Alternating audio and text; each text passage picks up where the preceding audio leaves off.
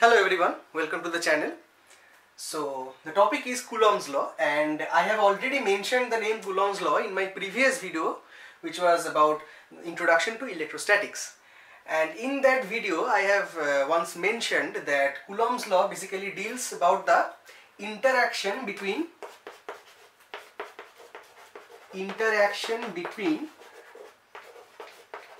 point charges.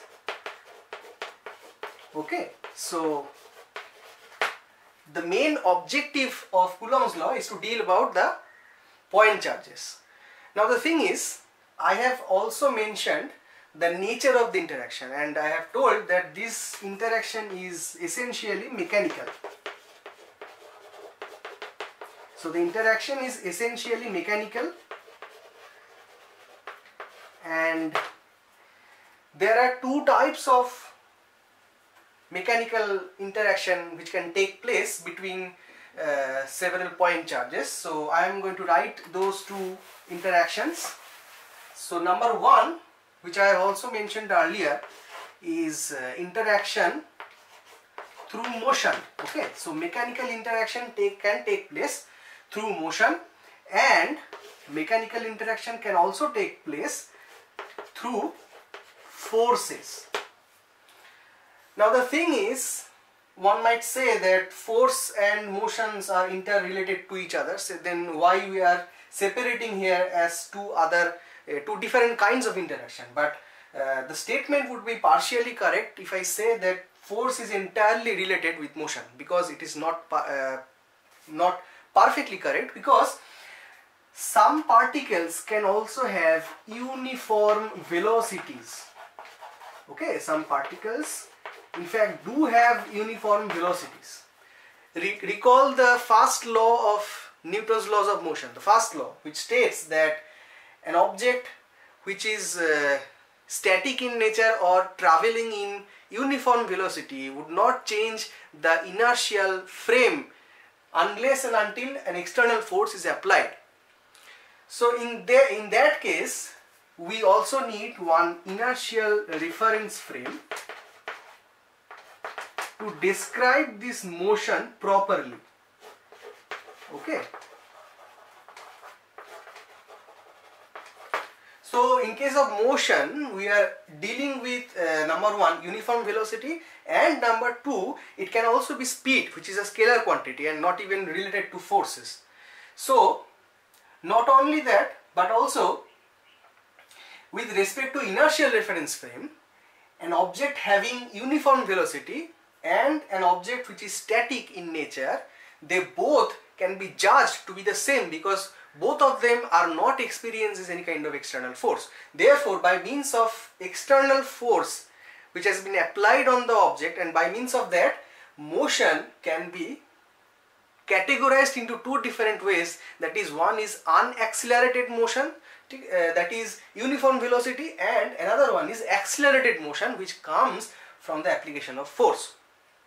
Now the problem is here that we are dealing with electrostatics. This entire curriculum, or this entire unit rather, is all about electrostatics. So I have also talked about it earlier in the previous video on the introduction to electrostatics. There I have mentioned that in electrostatics, charged particles do not change their position with respect to time. That means they remain stationary with respect to time, and if so, then immediately we are going to discard this first option, because motion involves changes in position, and it is not happening in case of electrostatics. Therefore we have only one choice to accept the interaction, the mechanical interaction, to be through forces. Okay, so in case of Coulomb's law, therefore we are going to measure, or we are going to study the electromechanical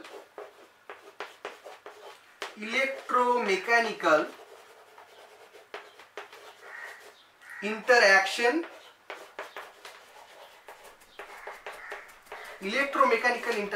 through force. Okay, so we are going to study electromechanical interaction, that is through force, between charged particles.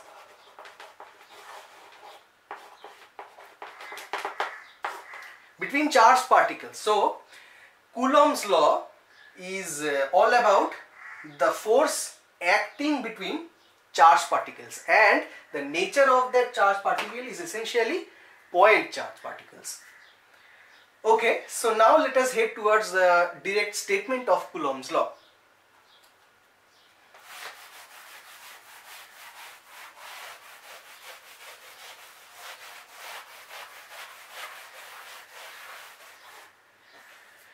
So now that we have known that it represents, or it deals with the forces acting between point charges, then the statement goes like this: the electrostatic force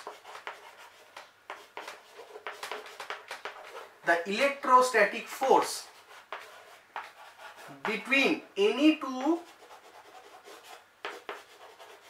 point charged particles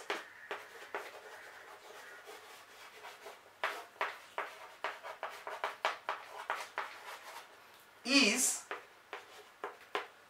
number one, proportional to the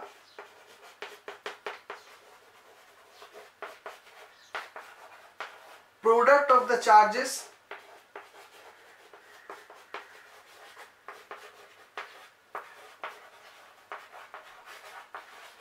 number one, and number two is inversely proportional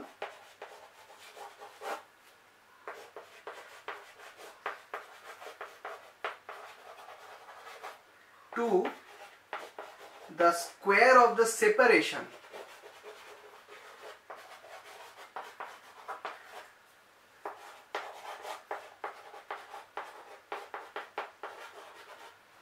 between the charges.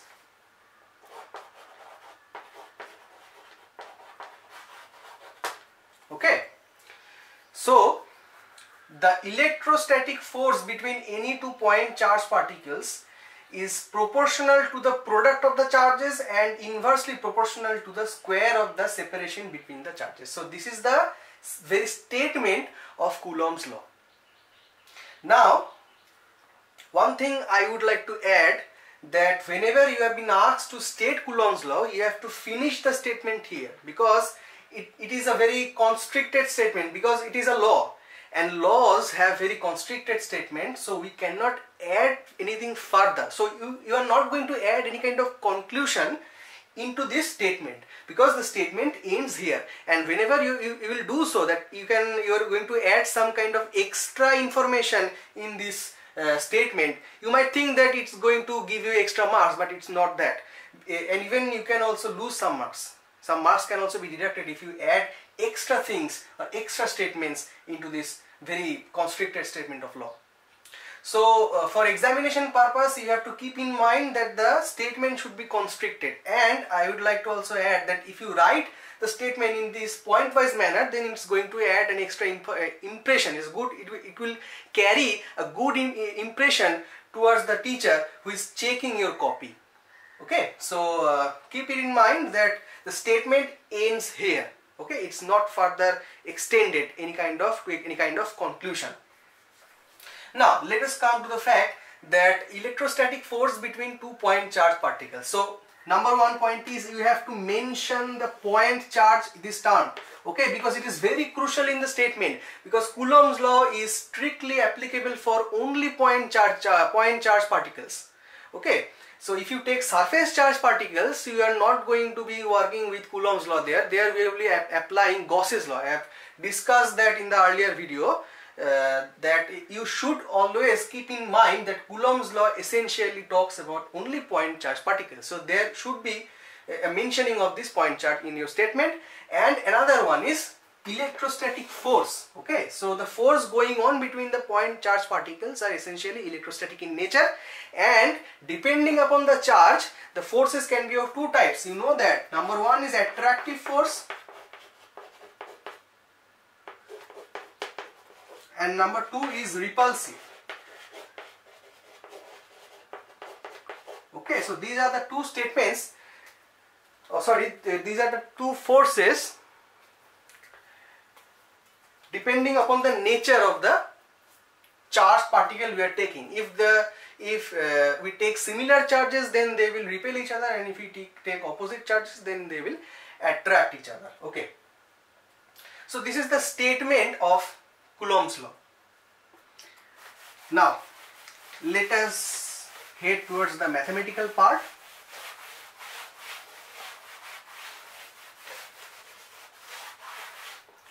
So as I mentioned, this force, okay, this force is electrostatic in nature, and number one, this force is directly proportional to the product of the charges, and number two is the force is inversely proportional to the square of the distance.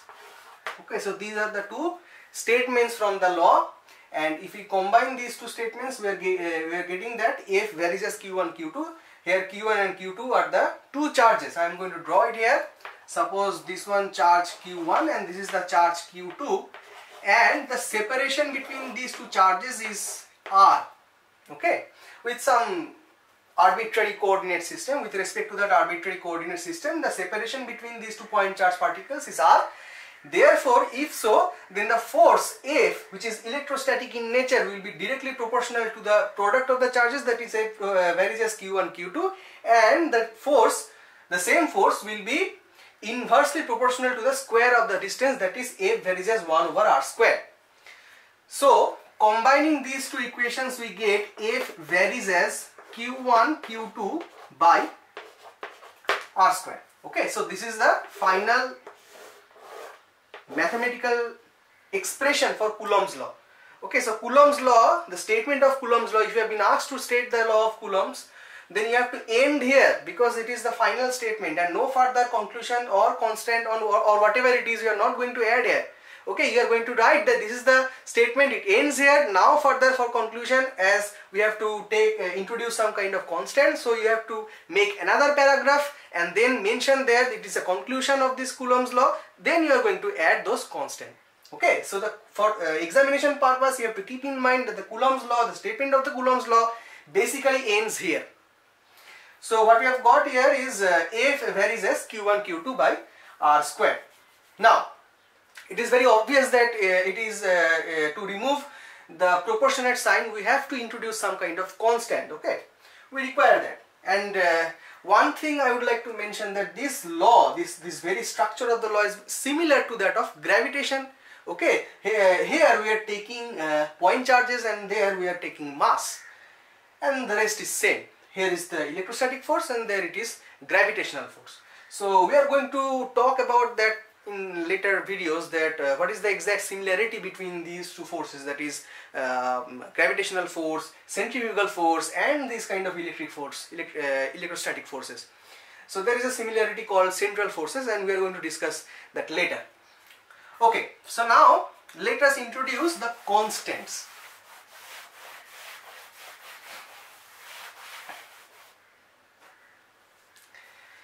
So the statement here is F varies as Q1 Q2 by R square. Very simple. So to remove the proportionate sign, we need to introduce some constant, and as we know, there are two important metric systems we consider. One is CGS and another one is SI. For CGS metric, we would write that F is equals to 1 by K into Q1 Q2 by R square. Okay, for CGS metric system, F, that the force, electrostatic force, equals to 1 over K into Q1 Q2 by R square. Okay, so what is K? I am going to discuss that later, but first write the SI metric system. The constant goes for SI metric system is F. The similar force is equals to, now pay attention here because it is the most important part. F is equals to 1 by 4 pi epsilon into Q1 Q2 by R square. So this whole is a constant. Okay, so this is a constant called 1 by 4 pi epsilon, and this is a Greek symbol. It is called epsilon. Okay, so these are the two constants we use to represent Coulomb's law For CGS unit we take 1 over K into Q1 Q2 by R square, and for SI unit we take 1 by 4 pi epsilon into Q1 Q2 by R square.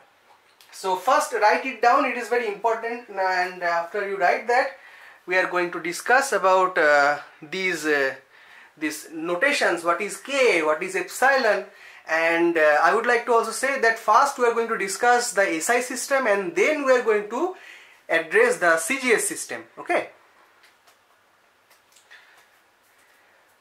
Now write it down.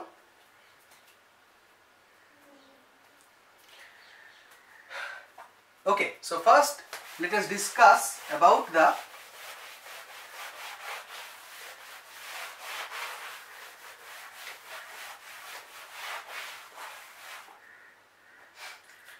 SI unit.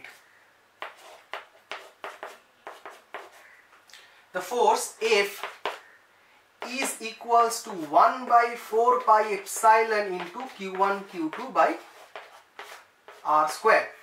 Now first let me say that epsilon, it is a very special property of every medium.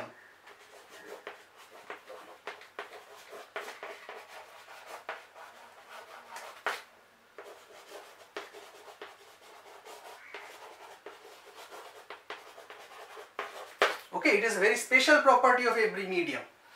And what kind of special property it is? So we are going to address that, but let me say that if that is for every medium, for each and every medium,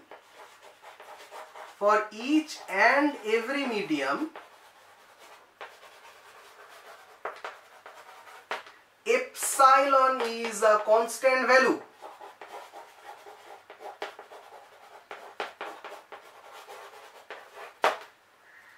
Okay. Epsilon, it is a very special property for every medium, and for each and every medium epsilon is a constant value, keeping in mind that the medium is homogeneous in nature. If that is heterogeneous, then epsilon might vary, but if the medium itself is homogeneous and isotropic, then epsilon is a constant value for each and every medium. Now having said that, if I then I can say that if I make epsilon a variable, that is in the equation, if the value of epsilon keeps on changing constantly, then it would imply that I am actually changing the mediums, because for each and every medium epsilon is constant. So in a medium epsilon cannot be a variable. Therefore if epsilon is really a variable in the equation, that would only imply that I am changing the mediums. Okay, instead of taking one medium I am taking multiple mediums. So now I am going to introduce the relation between F and epsilon in a very peculiar way. Okay, it might sound very peculiar, but I am going to make this constant a variable. So it is the only possible way of learning the relation between F and epsilon. So see what it is.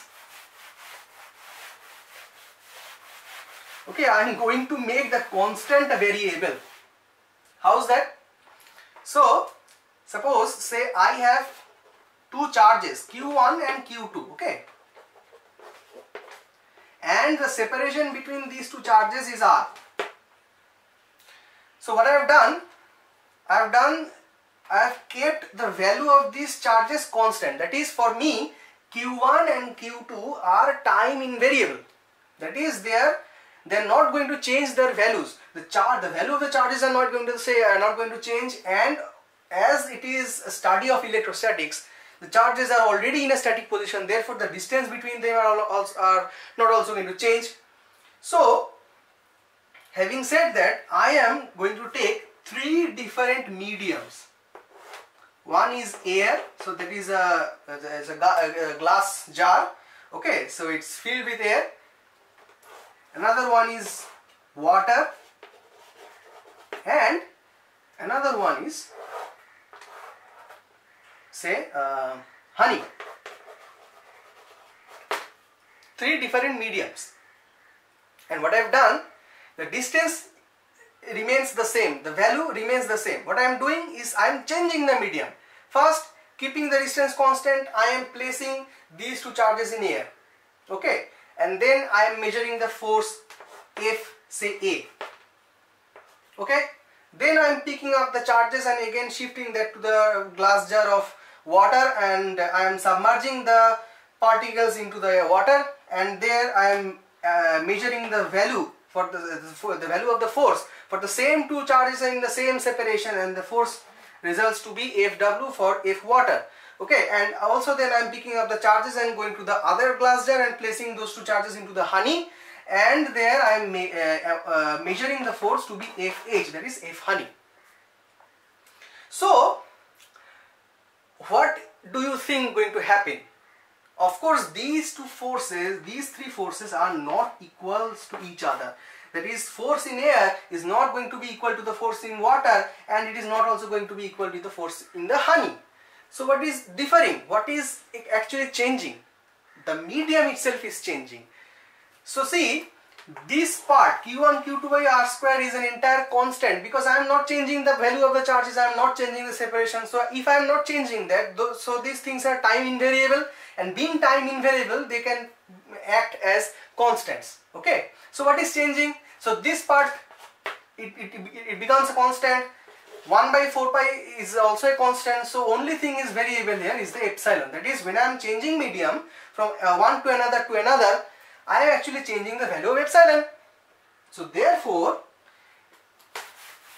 in that particular case, what I am going to see is that if all the things become constant in this equation, that is 1 by 4 pi, it is already a constant. Q1 Q2 by R square, I have made that constant by not changing the value of the charges and also the separation. Therefore, I can conclude that F is inversely proportional to epsilon. Okay, so this is a very crucial mathematical relation which I have obtained here from the manipulating the equation. Okay, so I am manipulating the equation. Basically, I am making the constant a variable and the variable terms making constant. So it is quite applicable just for logic.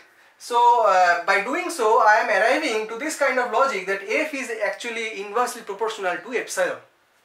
So as I have mentioned earlier, that epsilon is a property of medium. It is a very special property of medium. So from this relation, what kind of thing I can interpret about the property? So I can say that it is a property which varies inversely with force, and the force is particularly electrostatic in nature. Therefore, I would like to say that it is a property, such a property that opposes the electrostatic force within it. Okay, does it make sense? I think it is. It makes sense because it is a property. Because if I increase the value of epsilon, the force is going to be decreasing. Okay, so increase, the more the epsilon, the less the force. Okay, so how much large the value of epsilon is will actually determine how less the force is going to be in that medium. So epsilon is a property. We know that the function of the property is the only property which I can see from this relation, that it opposes the electrostatic force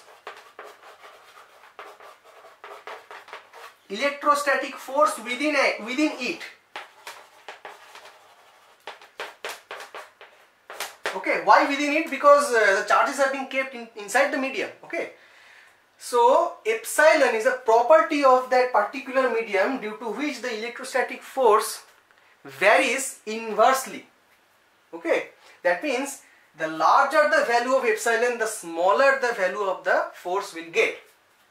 And just write me down the proper definition of this property. So I hope that I have made you understand what the basic fundamental thing is, that it is a very special property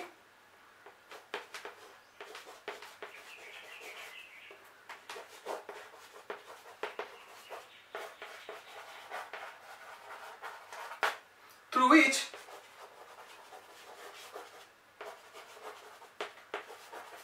the medium actually resists the electrostatic force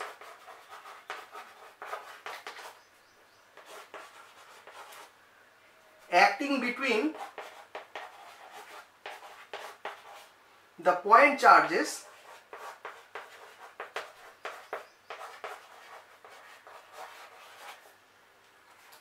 kept within it.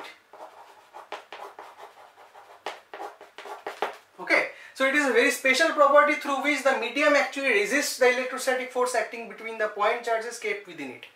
So if I place two charges Q1 and Q2 in a medium, and if the medium has a very high epsilon value, therefore I am going to predict that the force, the electrostatic force acting between those two point charges is going to be very low relative to another object. Okay, relative to another object. So it is a very special property. Okay, so just write down the definition of this property, and now I am going to name what the property is.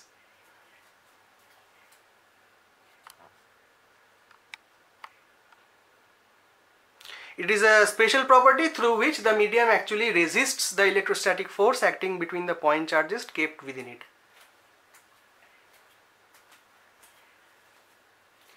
This property is known as the electric permittivity of the medium. Electric epsilon is called the electric permittivity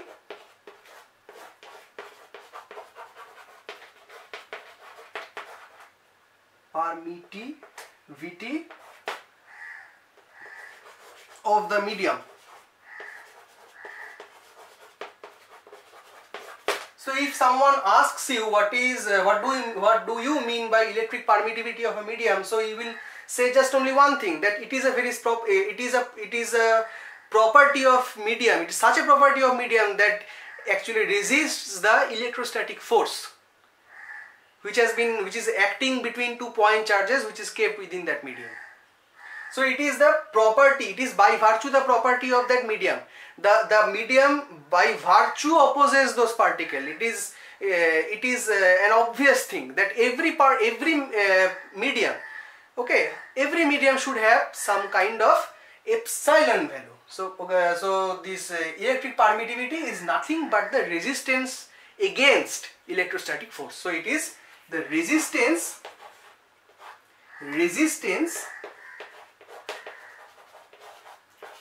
offered by the medium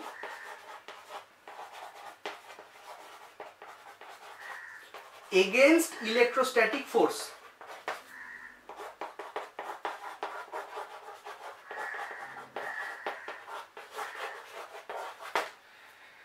You see, I haven't seen any book writing the proper definition of epsilon, that is the electric permittivity of the medium. It just every book just says that it is a constant, you have to remember that thing, but it is not the right thing, because everything should have a definition, because as it is a property of a medium, then there should be some kind of definition, and the definition is very clear that it is nothing but the resistance which have been offered by the medium against the electrostatic force acting between that those two charged particles which have been kept within that medium. Okay, so this is the definition of epsilon.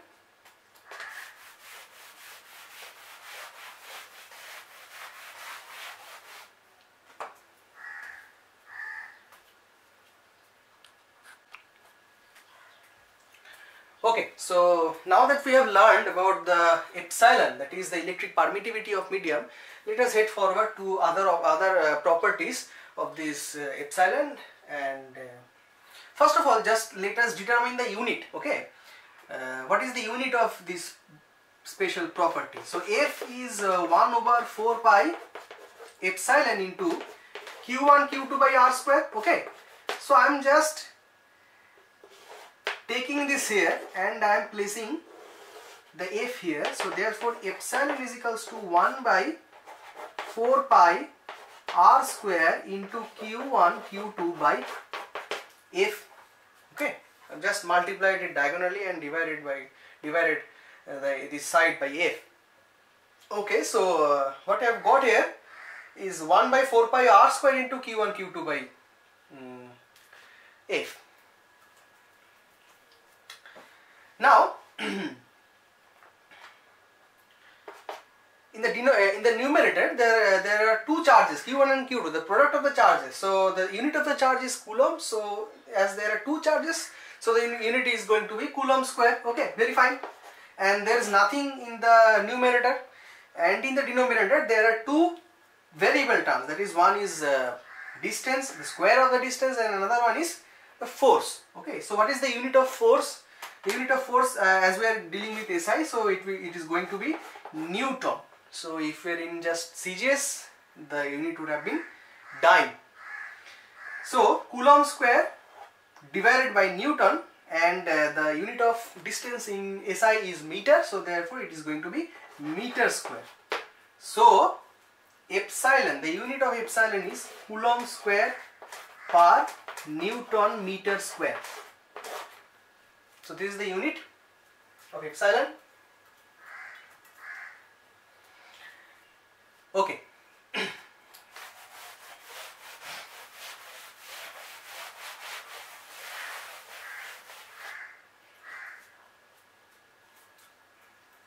A while earlier I was talking about high epsilon, low epsilon. I was talking about those things. So let us just categorize what is a high epsilon, what is a low epsilon. Okay. So according to that, we are going to write some materials, those which are of our concern. So first of all is conductor, and another one is insulator. Conductor and insulator, these are the two elements. Okay, so these are the two elemental properties we are going to use here. So in conductor, it's a very we know what is the definition of conductor. Yeah, conductors are things which carry electrons.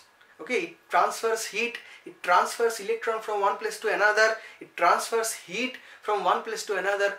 Basically, what is a conductor? It is a material, something which conducts something. Okay, it might transfer electrons from one place to another, it might transfer heat. Okay, it might also transfer sound. Okay, so these things are in the field of conductor. So in the definition of conductor, we should say that it is a material, it's some sort of material which actually conducts things. Can be heat, can be electron, or whatever it is.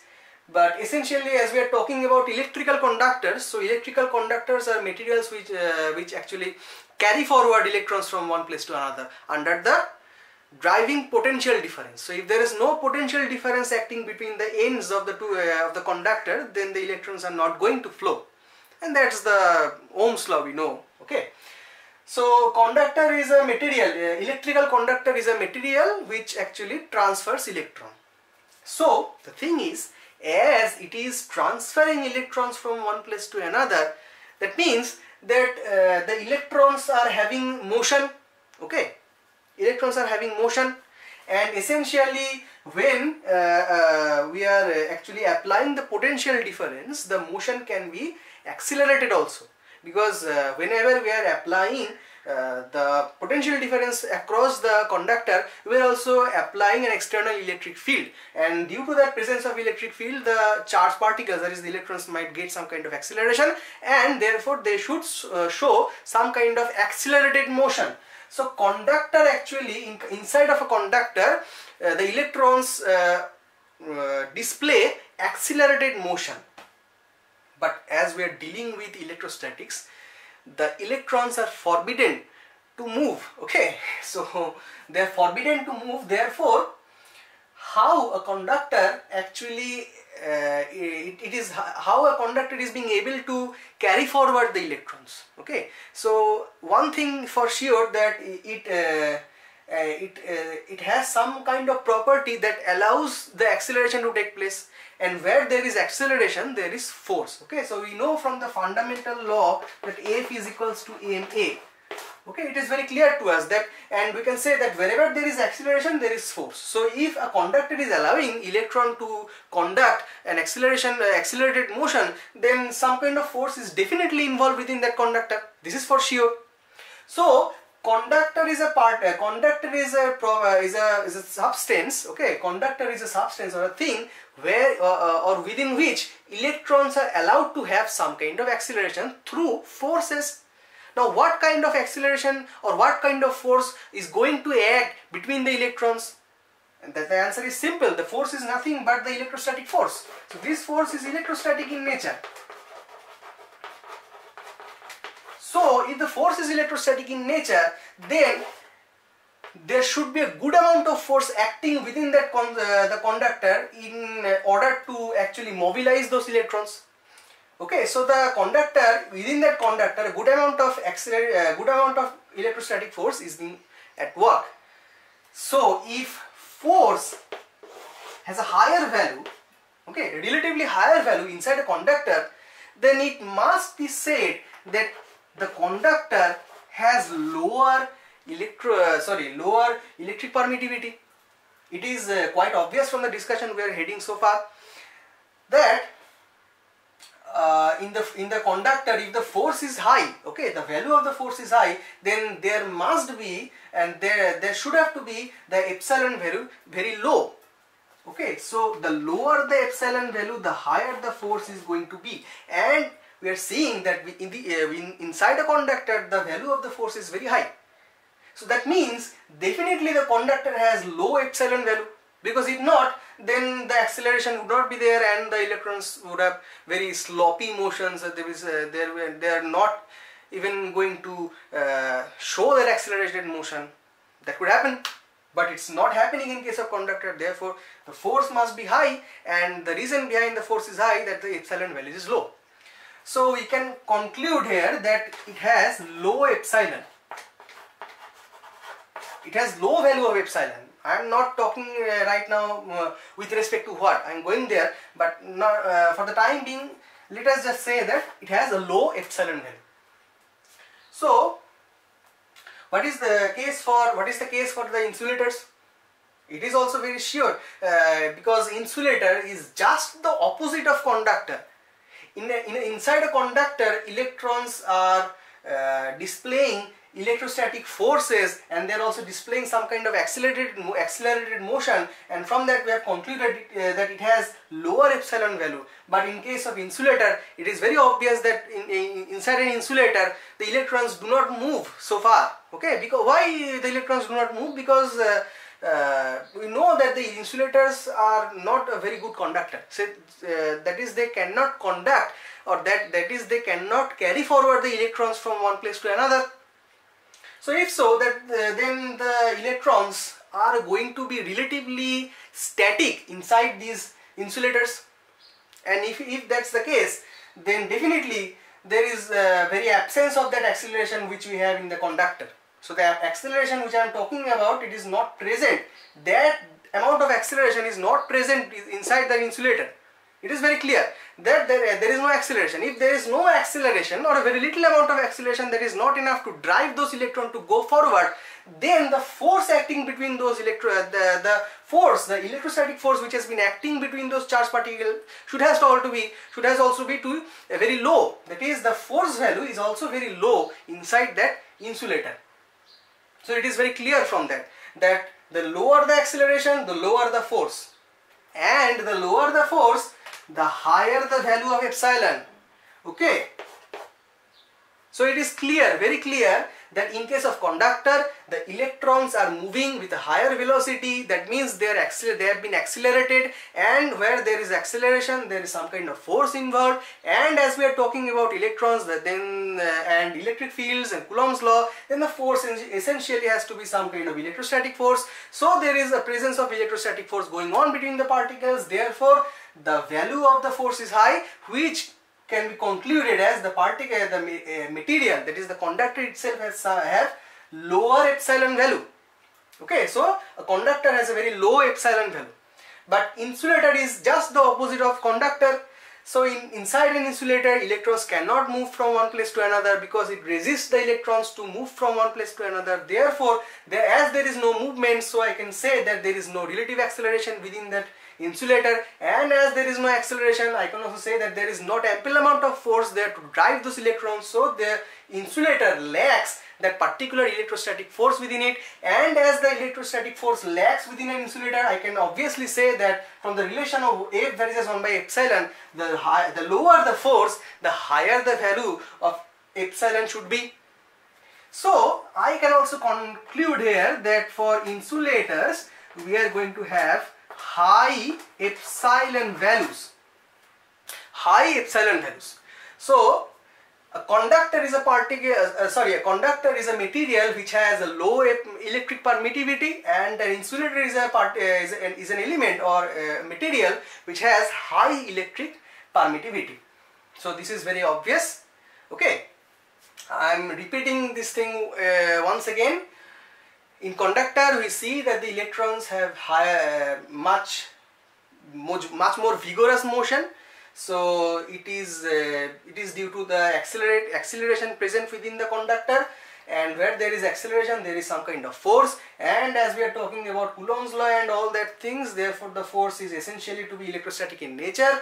Therefore higher the force, the lower the epsilon value. We have seen that F is inversely proportional to epsilon. Therefore a conducting material has lower epsilon values, that is low electric permittivity. And in case of insulators, we have also seen that insulators are by virtue different or exactly opposite that of the conductors, and inside the insulators what we have seen that the electrons are forbidden to move from one place to another. Therefore there is a severe amount of lack of acceleration, and therefore where there is no acceleration, so little or very ample amount very little amount of force is going on. So insulators serve a very little amount of force, electrostatic force, and as we can see from the relation, the lower the force, the higher the value epsilon. So therefore we can conclude that insulators have high electric permittivity.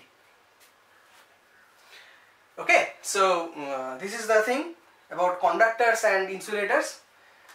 Now just move on to the next topic, is how high or how low it is.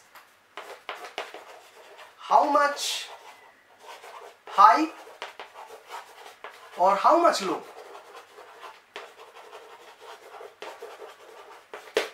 How to measure?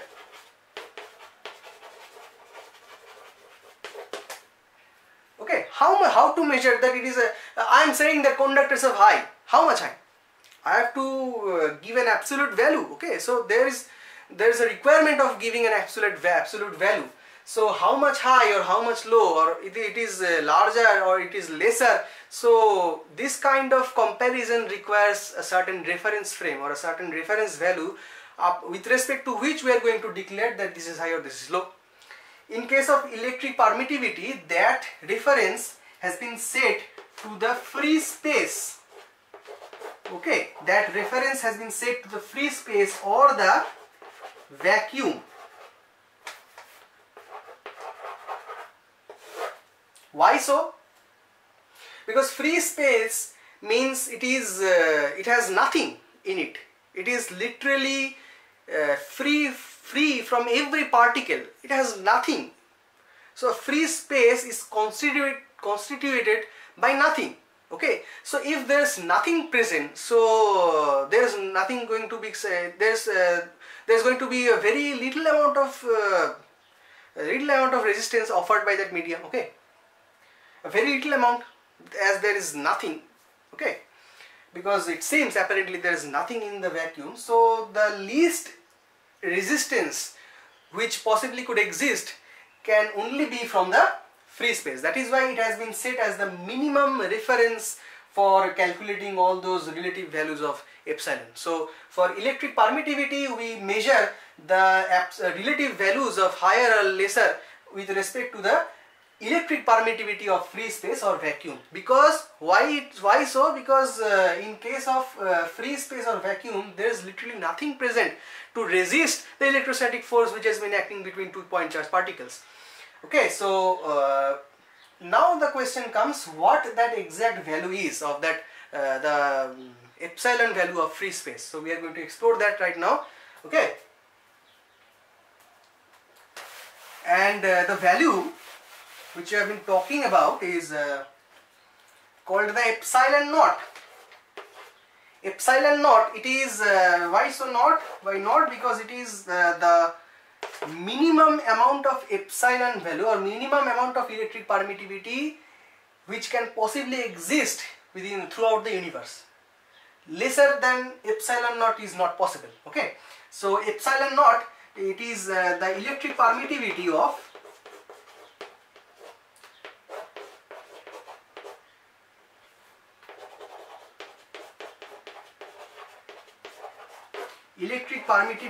free space.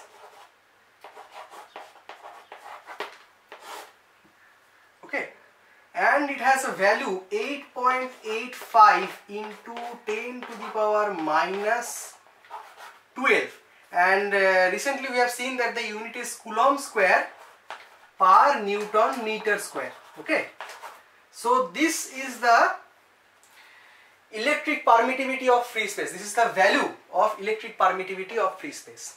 Now the question comes that if the free space is if there is nothing present in the free space, then what things are actually offering this resistance? Technically or theoretically it should be zero, because there is nothing present actually to resist the particles or to oppose the force. Then what thing is actually opposing the force? If there is nothing so present, then the question is very obvious. But the reason is we think that the space is absolutely void, but it is actually not. Okay, so the vacuum which we are visualizing in the outer space, in the space, if you go that and say that it's a vacuum, so that vacuum or that free space is actually apparent free space. It is not absolutely free. Okay, so there can be tiny little bit of particles, such as like neutrinos, okay, and other cosmic particles, and also even there can exist some dark matter particles or also. So I am not going to that harder levels of cosmology and other things. So we just restrict ourselves to these very fundamental things. But I would say that the space which we are looking into is not actually free. Okay, so it is not actually entirely void. That vacuum, that theoretical meaning of vacuum is entirely void of everything. There is nothing literally present, but that thing is apparent, because there is some kind of resistance also exists because of those neutrinos and other cosmic particles, okay, and some particles are known as axioms, and dark matter particles, whatever they are, we don't know exactly what it is. So they offer a little bit of resistance to every forces. So that is why there is a certain value. So it is not zero. And one thing also, we know that F is inversely proportional to epsilon. Okay, so if epsilon becomes zero, then the force technically is going to be undefined. So undefined force between two particles is not possible. It is mathematically possible, but physically there is no significance of such thing that as undefined forces. So it cannot be zero. It cannot be zero, and it cannot even be negative quantity. Okay, so by means of negative quantity in the variation in this variation relation, so there cannot also be existing a negative quantity. So epsilon value is always positive, and epsilon value is tends to zero. It tends to zero. You see that 8.85 in 10 to the power minus 12 is a very little quantity. In mathematical term, we can say that epsilon naught is literally tends to zero. But it is not actually zero. There is a limiting value, and the limiting value is 8.85 in 10 to the power minus 12. So we have to keep in mind that although we say that the space is, or the vacuum is a free space, it is void, but apparent, those things are apparent, because literally, physically, the absolute void or absolute vacuum is not possible. Okay. So this is the reference value we are going to use, and the reference, this is the unit of electric permittivity, just as the unit of electric charge.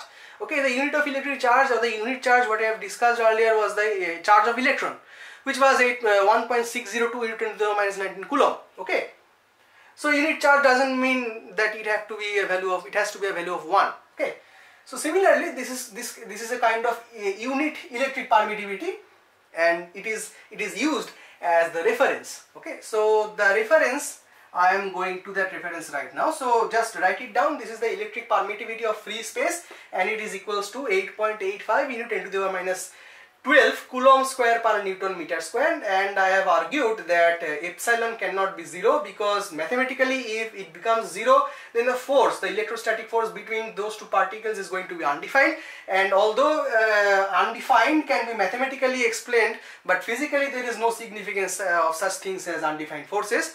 And also the quantity is very small, and 8.85 in 10 to the power minus 12. This thing 10 to the power minus 12 is very little quantity. Therefore, we can say that epsilon naught is actually tending to 0, but it is not actually tending approaching to 0, or it is not actually touching the point 0. So this is the limiting value. And also I have said that although we see that the space is void of everything, but that is apparent. Actually there is some kind of particles also present there which actually resists the forces, and so on. Okay, so let us just continue from there.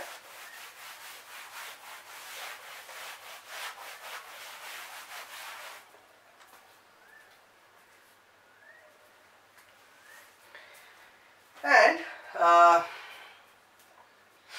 now as we have seen that the standard or the reference epsilon value is of the free space, now we are going to learn which is called the relative electric permittivity, which is called the relative electric permittivity.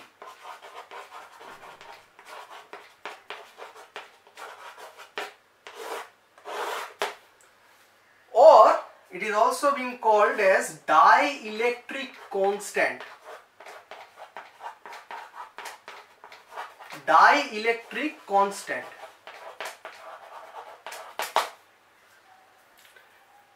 What is the relative electric permittivity or dielectric constant? So the definition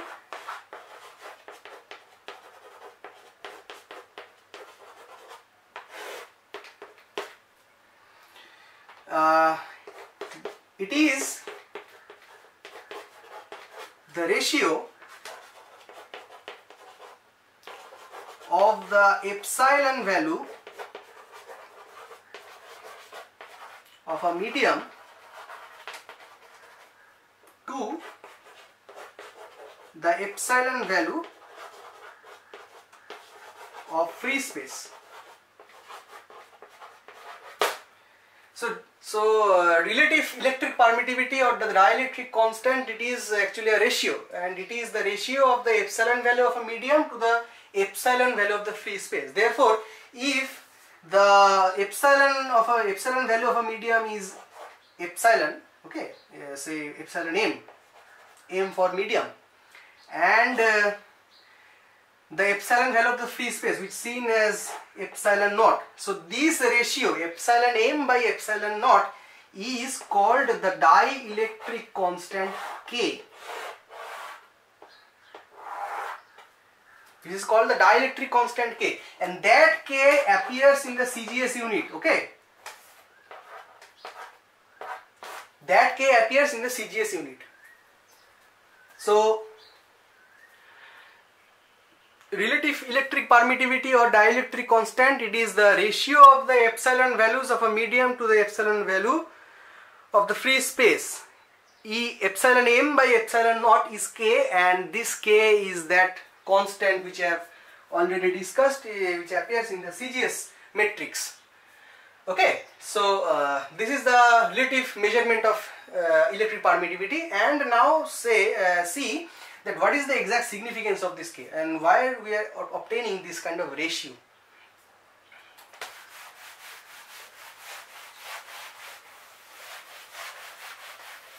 You see, we cannot directly measure the epsilon value of a medium, that is epsilon m. Epsilon m, it is not directly measurable. It is not directly measurable.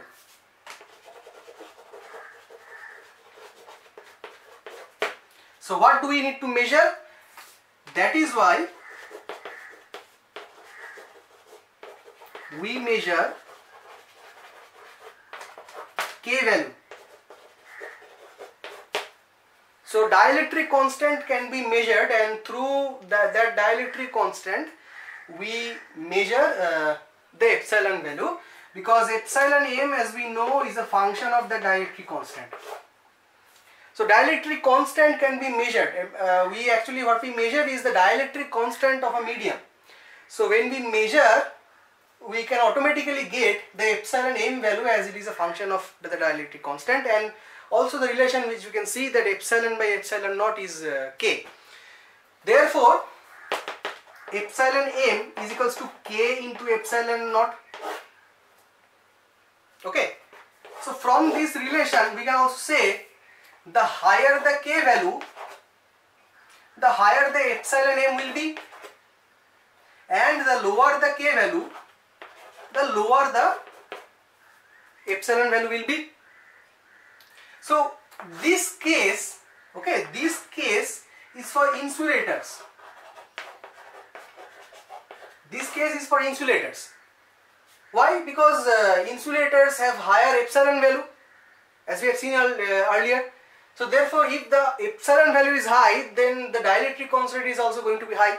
Therefore, higher dielectric constant. Okay, so this is a relative measurement, and we can rely upon that measurement. That is why we use dielectric constant instead of epsilon values directly. So we say that as the insulators have high dielectric constant, therefore the electrostatic force acting between the point charges kept within that medium is going to be low, because the relation follows the k is high.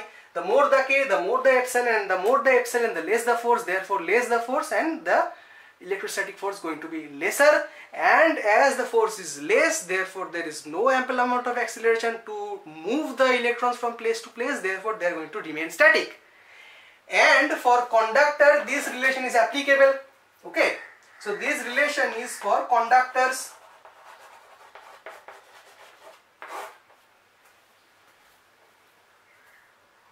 Okay, so this relation is for conductor, because in conductor we have seen that the electrons move from one place to another because there is a presence of acceleration, and as there is acceleration, the epsilon value is low, and also the dielectric constant is low. Therefore we conclude here that for insulators the dielectric constants are high, and for conductors the dielectric constants are low.